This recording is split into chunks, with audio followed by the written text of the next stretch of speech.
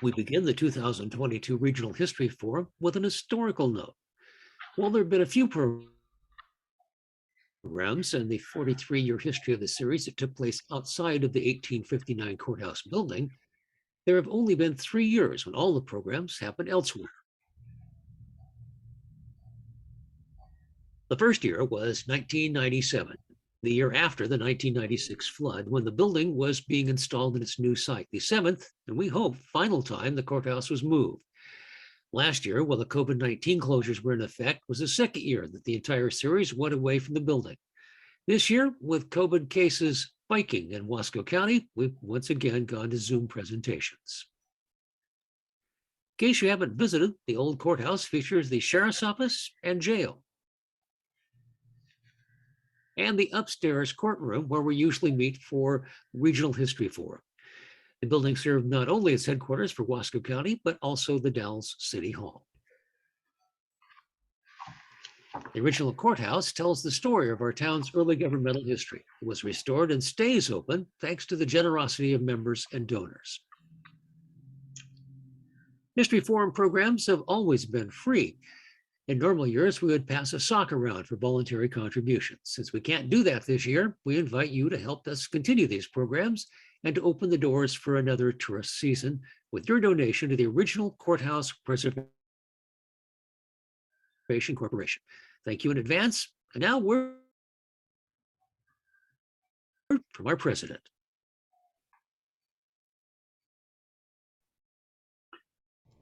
Okay, our president, Eric Gleason, our president, could not be with us today. There's his smiling face, but he had a family situation come up and had to be out of town this weekend.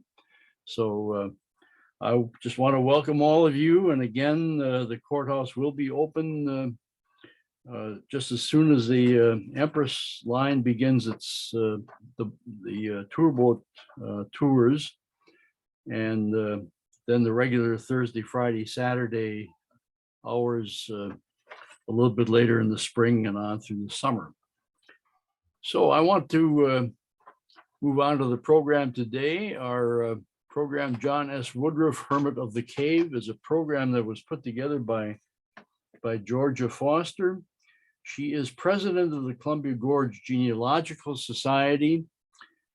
She also volunteers at the Discovery Center Library, and she says these are retirement activities that took her a long time to have the time, and still has the energy to get involved in all these good things. And this is a program she put together originally for the Genealogical Society, and we're delighted that she's sharing it with all of us today. Georgia, we are yours. Okay. Thank you so much for inviting me to give this talk. It's been a large mystery to the Dalles for about 125 years. John Woodruff was known as the Hermit, and I think today we're going to learn a little bit more about John, and we may come away with some understanding as to why this man lives such a recluse and singular life. He is one of the most popular subjects on our historical Facebook pages, and there's more questions and speculation about him than probably any other subject that I've seen. I even know some local residents that have expressed their family stories. Their grandmothers or grandfathers knew John Woodruff, and according to them, he was a very nice man, very cordial, very educated. They took him food and took him newspapers. His favorite pastime was reading. So we're going to look a little deeper. We're going to cover his ancestry, his family, and today his son Henry, who has a wild adventure in Sitka, Alaska. And so on we go here.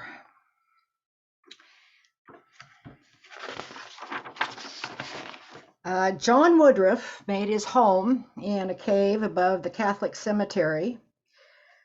He was said to have carried water from Mill Creek, gleaned his meals from local restaurants and business extras and scrap, which is probably part of the story. I know that many residences took him food and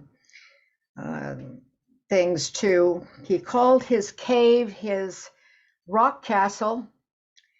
It's 100 feet above the bottom of the hill on West 13th Street. It used to be known as B Road years ago, or Chenoweth Road.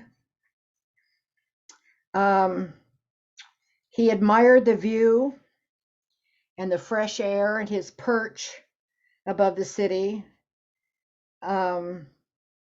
He once worked for the Columbia Hotel as a night manager or a night clerk. He also lived there, I believe, at one point. And he worked for the Horn Saloon before retiring to his cave on the hill.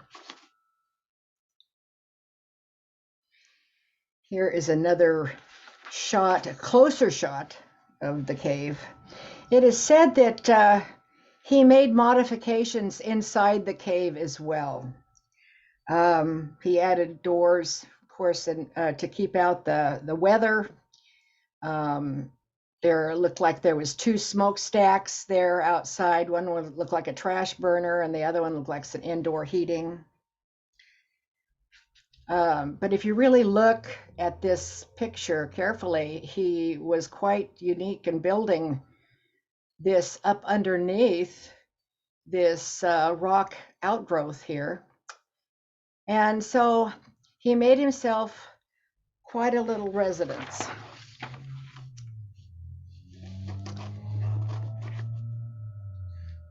This book by Francis E. Woodruff was a Yale graduate, 1864, wrote about the Woodruffs of New Jersey. This book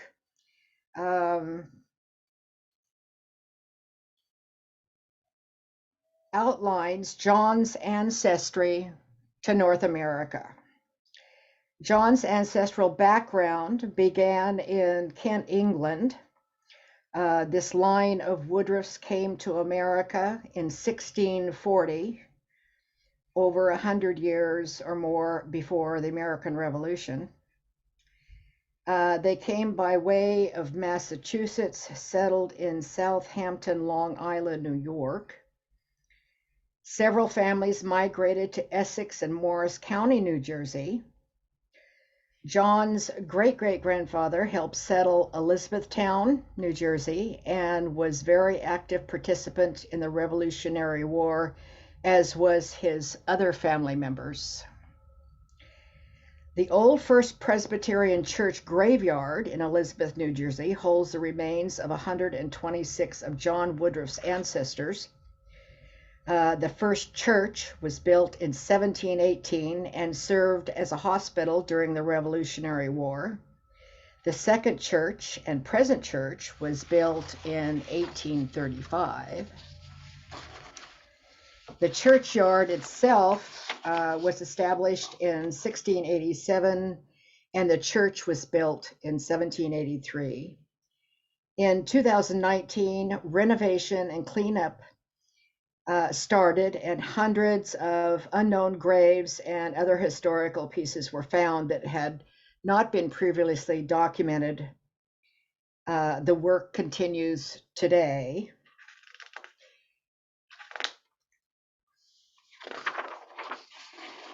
John Woodruff's parents were Samuel and Elizabeth Simpson Woodruff.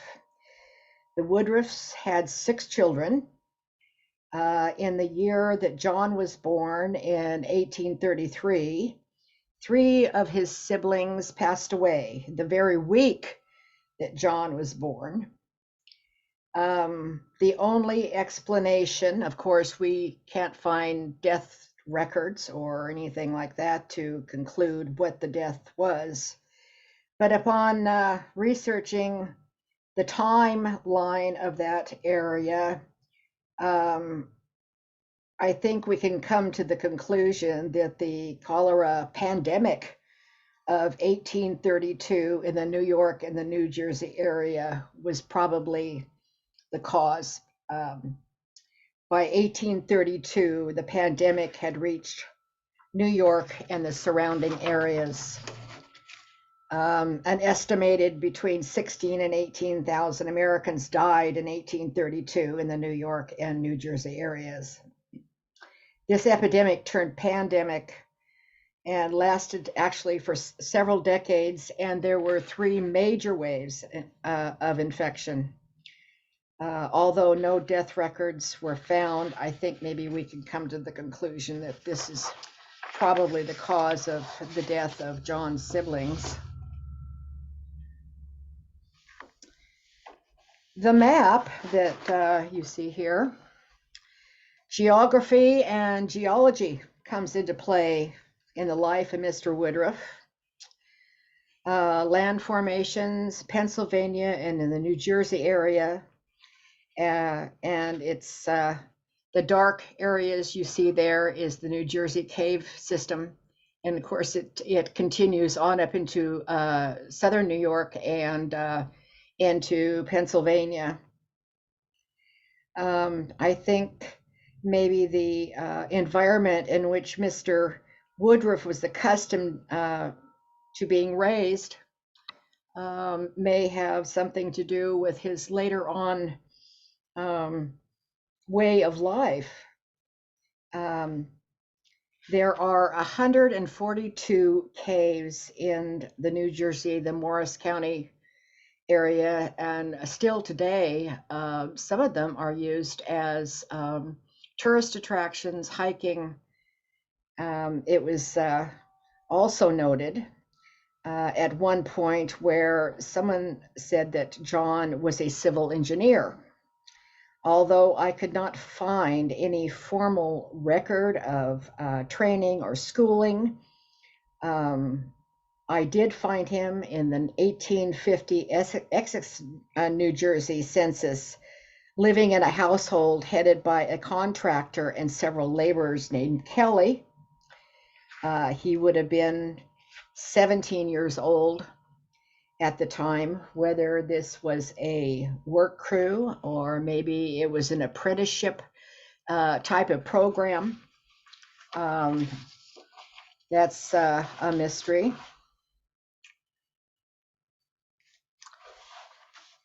And we jump to 1854. On November 17th, 1854, John married Dorothea Mack in Bergen, New Jersey, at the Reformed Dutch Church, the Old Bergen Church. Dorothea was of Scotch-Irish descent, and I could not find much information on her.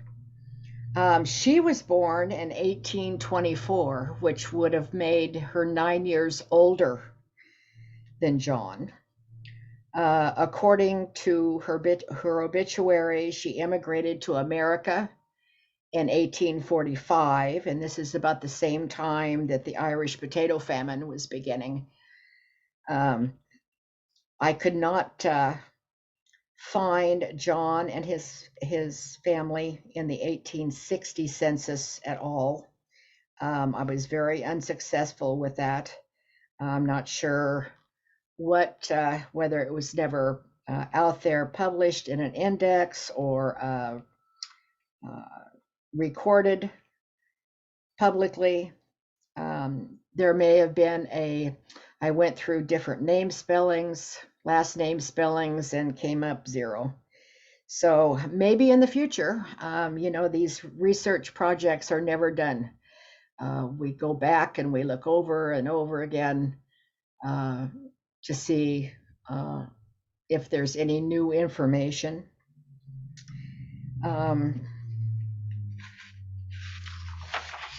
Military status. There was a question as to John's military status. It was said that he was a Confederate. Although that said, I did not find any military records or anything that would indicate that John was in the Confederacy.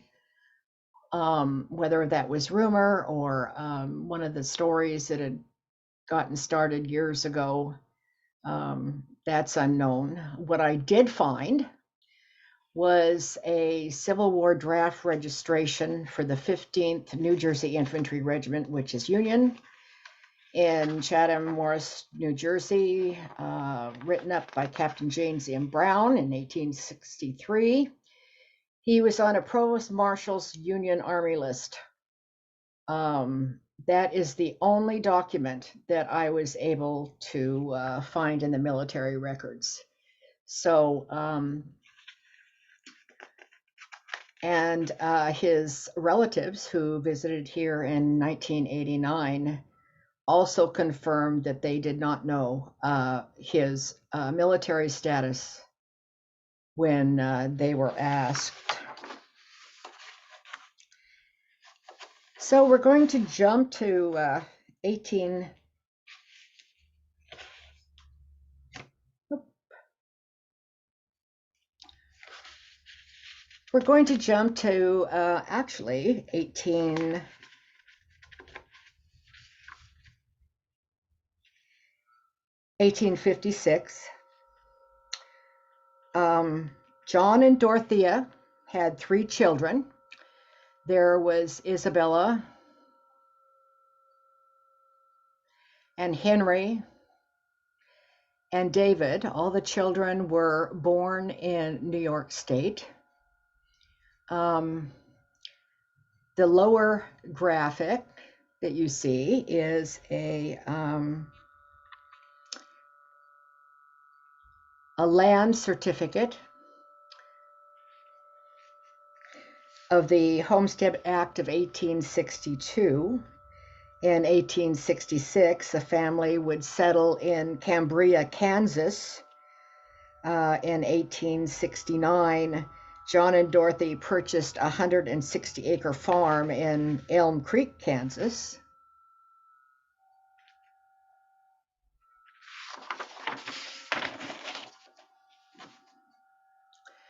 And according to the non-population schedule, the agricultural schedule of 1870,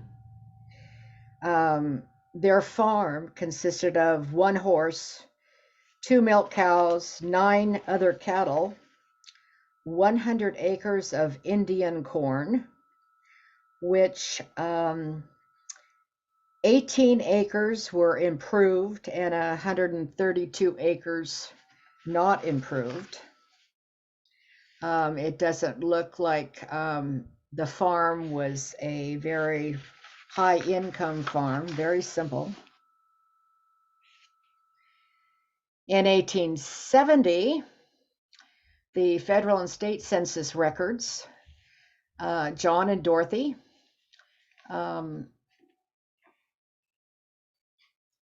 are at the farm with their children. Henry works on the farm. Isabella, the daughter, she is a dressmaker. And David, the son, is home. David would go on to be the postmaster in Elm Creek later on. And they were joined on the farm with a helper, a laborer named Alfred Sweeney. In 1885, the family unit changes for the Woodruffs. John is still the head of the family of the household in the 1880 census, but in the 1885 census, the state census finds Dorothy the head of the household, and John has moved to Gypsum, Kansas, a nearby township. At that time, during 1885, Henry marries Ella Newman, but that marriage is very short-lived, and Ella marries 3 more times. Since there wasn't an 1890 census, it's unclear exactly when John came to the Dalles. We do know that in 1897, his son Henry contacted the Dalles postmaster inquiring of his whereabouts. So when we look at the Dalles Chronicle in 1896, we see John Woodruff's name on a dead letter file. They're looking for him in 1896. He's not picking up his mail. 1897, here is the mystery breaker. In the Dalles Mountaineer, and December 18th, 1897, a letter to the postmaster appears stating that the old hermit that lives in the cave above the Catholic cemetery, they are inquiring about his welfare. And there is a letter here from H.M. Woodruff, who was Henry Mack Woodruff. This is John's son. And the Woodruff referred in his letter is the hermit who managed to exist some way in the cave west of town. He described him as 5'5", gray heavy beard and hair, blue eyes, short thick hands, and a scar full length of his nose. He was a carpenter by trade, and he weighed about 135 pounds. So this is the first inquiry as to where John is. So let's jump forward a little bit. We talked about Henry Mack Woodruff, his son. Henry Mack Woodruff, or H.M. Woodruff, that was referred to in the Chronicle newspaper clip. Henry mined at the Silver Bow and the Lucky Chance mine near Sitka, Alaska. In 1898, Woodruff and 11 other men purchased an 11-ton steamboat in Bellingham, Washington. The steamboat, named Gertrude, apparently had left Sitka and came mainland, known why, perhaps looking for John, or business dealings for the mine. Henry made several trips back and forth to the mainland, so this may be, he may have come to the Dalles and looked for his father. Who knows? As the story goes, and there was a lot of historical writings written by Robert N. D'Armand. He was a prolific writer and journalist in the Juneau and the Sitka area. The Gertrude was beached, he said, by the Brady sawmill in a cove in Sitka and never was used again. So what these 11 gentlemen had in mind, one of them had became quite famous, and we'll talk about him in just a second. He took a trip back to Boston, his hometown, and then came back to Alaska.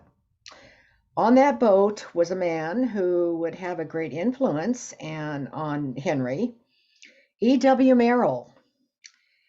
Henry would become friends with Merrill and share a small house in Sitka from 1902 to 1908.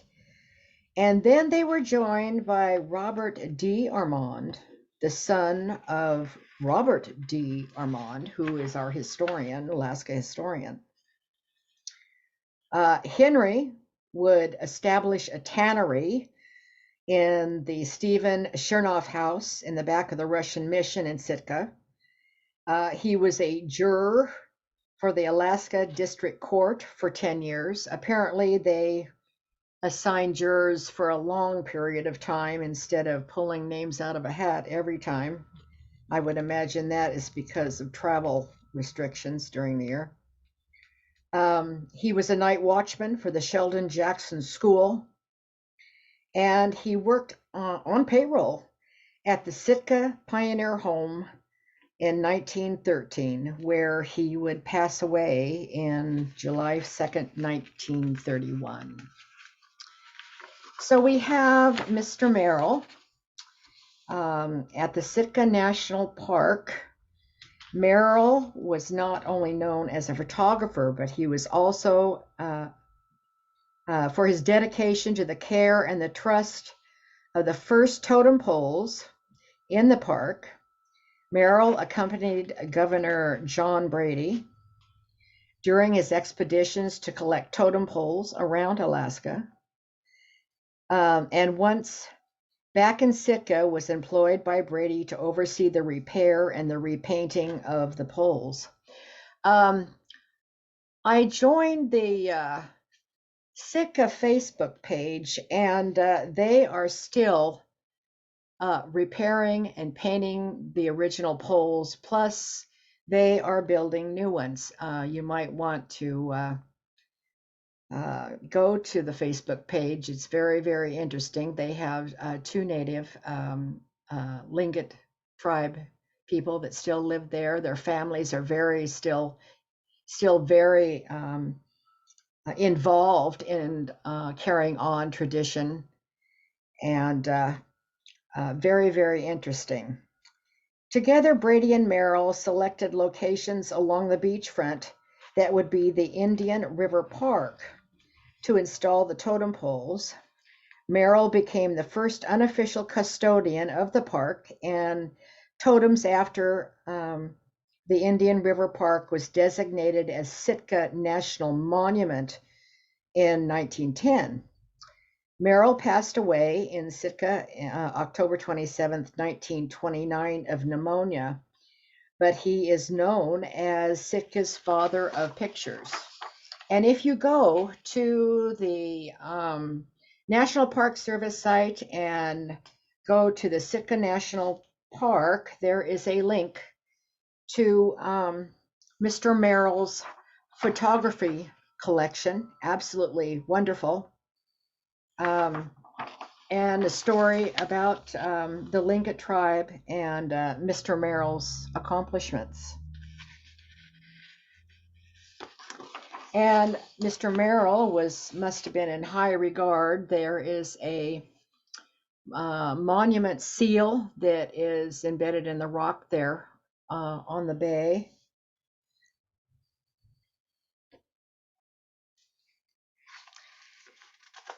And Henry, I did manage to find Henry's will and estate records. He was a simple man. He apparently his gold fever did not really turn up too much wealth for him. The heirs to Henry Woodruff's estate is who you see right here, the McNullty family. And Mr. McNullty, Joseph and Olga McNullty, they owned a small home next door to Henry. And Henry was gracious enough to will the McNullty family his small house and 15 cords of wood. And the rest of the estate went to the Pioneer Home there in Sitka, where Henry passed away, and to pay for his burial.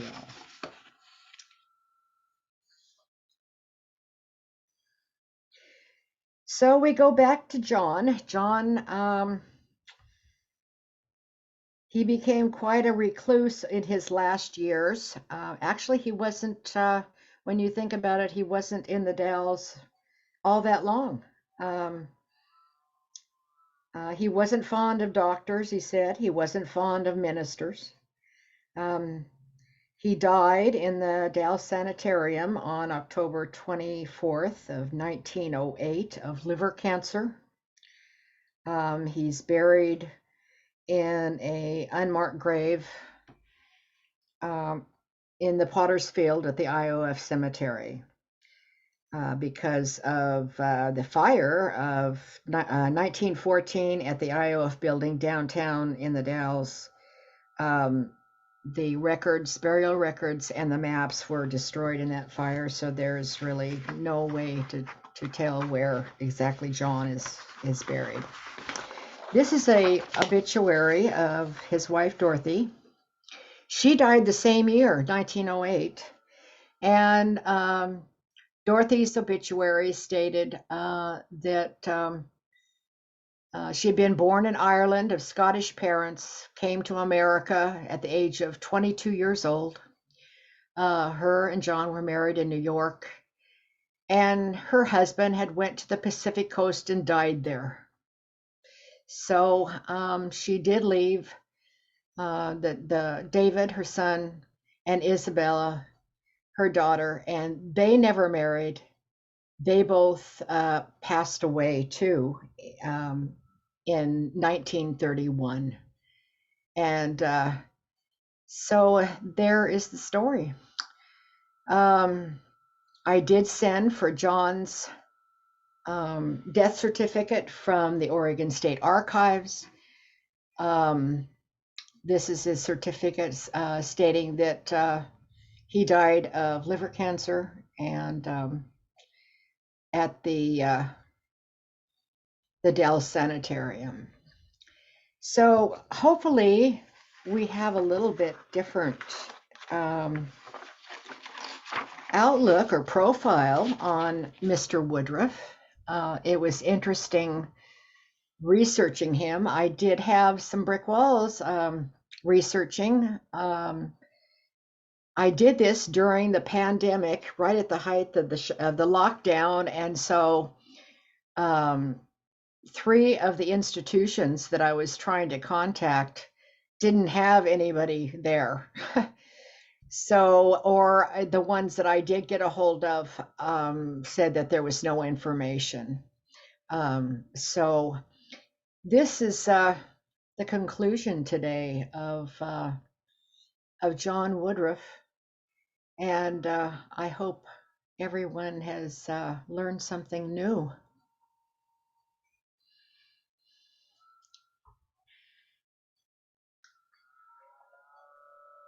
So time for questions and answers. Questions? My for Georgia? question, yeah, this is Carolyn. My question is there anything of like of the structure still up at the Hermit's Cave? The what? Is there any, like the door or any of that front wall or any, is there anything inside?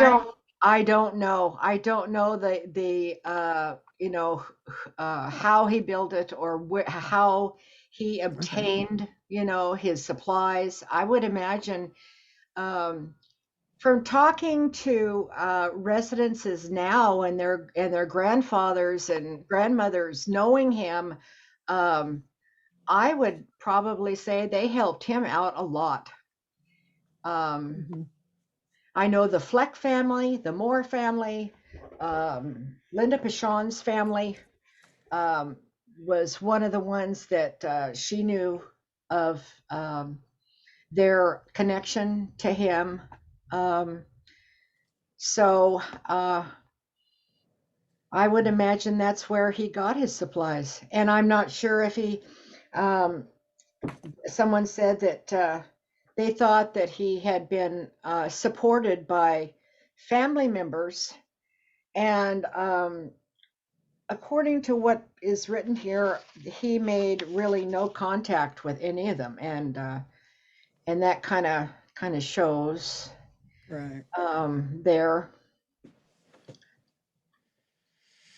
Well, I'm going to ask my kids because they have told me in later years, oh yes, Mom, we used to go up to the Hermit's Cave.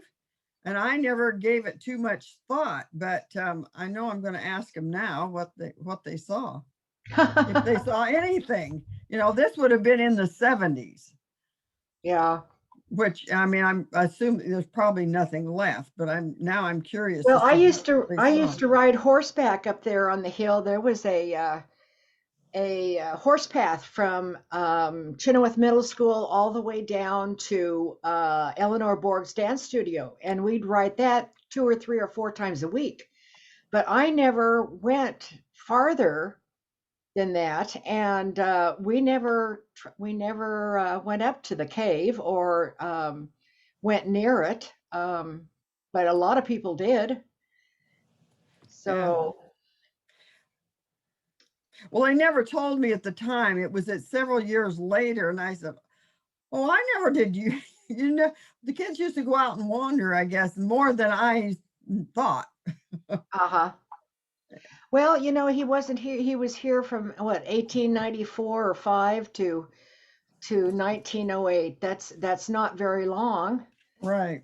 It's a very short a short time. Yeah. Hmm.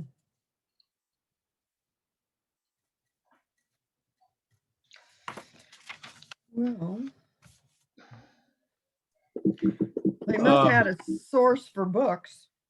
Yeah, there are some answers in the chat. No structure remaining. Somebody says, my father took me there in the 1990s. No structure, just the rock overhang. Somebody says, I was there 3 years ago. No wooden structure still there. Okay. Then there's a interesting one. I've heard that there was a rumor that he had money hidden in the cave, that after he died, they looted the cave and perhaps blew up a part of it. The overhang in front looked like a big rock in front of the cave. Uh-huh. Do you know anything Oh, about that, Georgia? Well, there wasn't any, I couldn't find any newspaper articles on blowing the cave up or anything like that, or whether, you know, I couldn't find, unless there's something out there that I didn't see.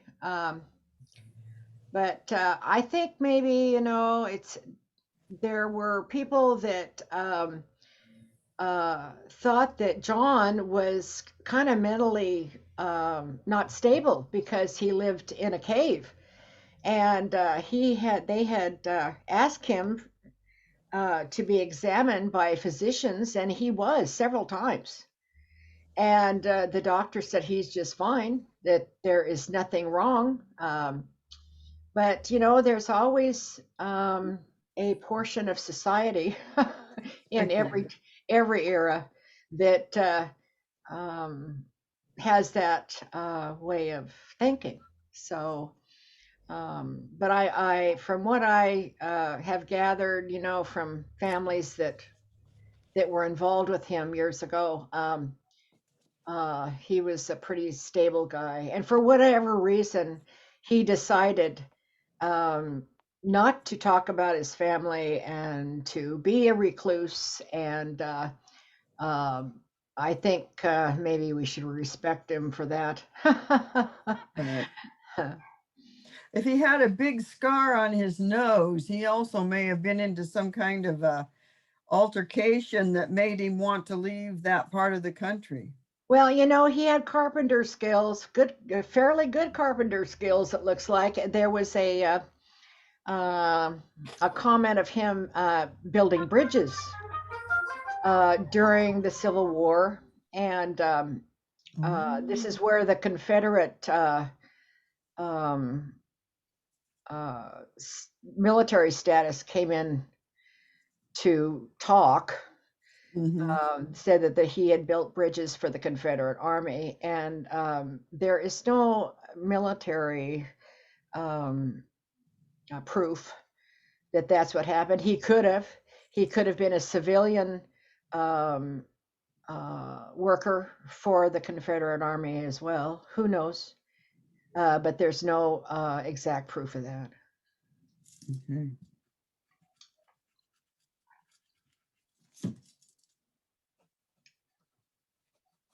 he had a cousin that came to Oregon in 1989, Richard Woodruff, that was interviewed by Elroy King.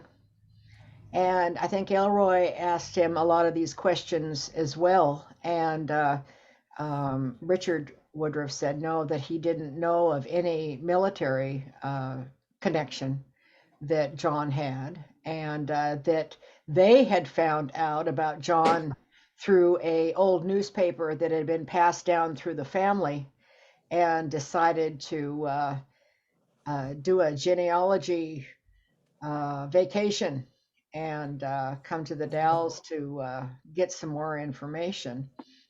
Richard and his wife has since passed on. They lived in California, and so that event occurred as well. Just the fact that he lived in a cave was an oddity to people here, and they thought you'd have to be crazy to do I that. know. Well, I think a lot of it's too. I mean, back on the East Coast, it's not uncommon, for there's caves, back there, Well, Pennsylvania, mining Pennsylvania, and the geological and archaeological structure of the East Coast is a lot different from the West.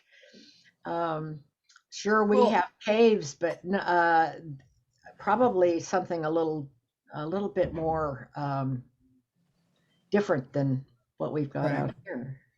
Well, I was just thinking, if you were an immigrant, or just even the earliest people who came to the West Coast, if they found a cave, I'm sure they were going to use it if it was possible, instead of trying to start to be building. Oh, yeah. I mean, it was a logical thing to do to begin with. So, Uh-huh. Well, it was said that he even made the cave bigger, and scooped it out even more to make more room for a living area. mhm. So he was very he'd done construction. He had learned carpentry, and to build that, he had to know a little bit of engineering as well. Sure. This is Katie. I have a question. Did he own the property, or did he just move in?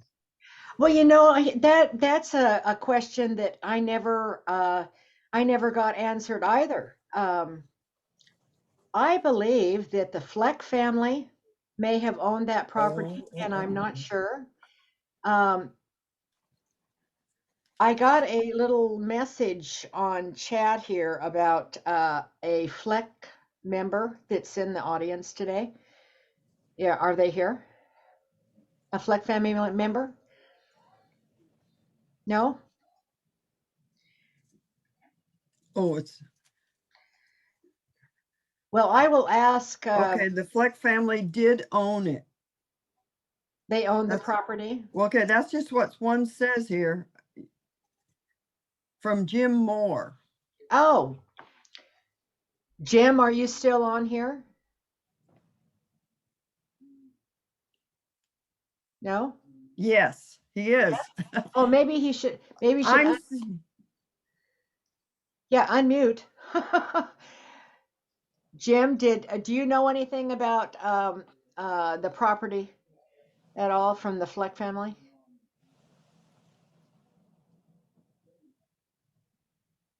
No? just a little. Jim has written in the chat, the Fleck family did own the property. They were, our great grandpa let him live there. So that's Okay. Jim's answer.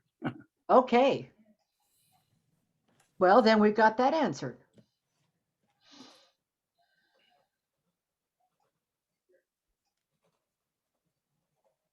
Is there any other questions?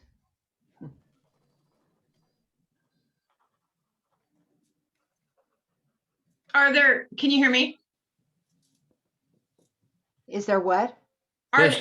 Are there any more pictures of the interior? Any more pictures that you've seen of him? No, this is the only ones that I have. there's a few others on the outside pictures. The image that's behind me today, I don't know whether you can see it or not. Can you see this? Oh, yes. Yes. Okay, this image is from the cave, up by the cave. This is the view that John had. Well, that's worth living there. Yep. Where, And this picture, where would this- more pictures be?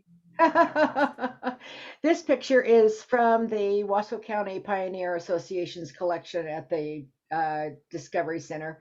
There's other pictures of John and some other things on the photo archive at the Discovery Center website. So you might want to check that out. Okay, great, thanks.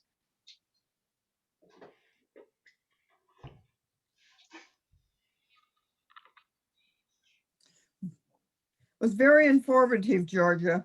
I've enjoyed it. Well, thank you, Georgia. If there are no other questions, we'll move on to our little closing here, and again, remind you that we have one more program coming up, and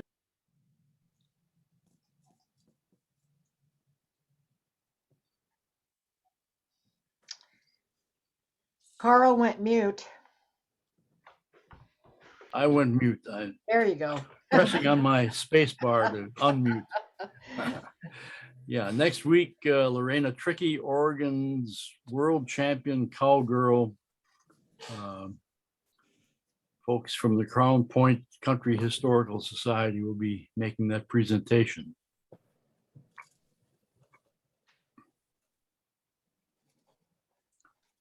Ready for our little close? The original courthouse welcomes members. You can join by going to the courthouse website.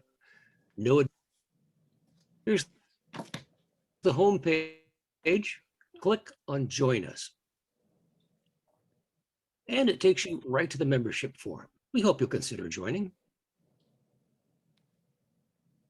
Please make out checks to Original Courthouse Preservation Corporation.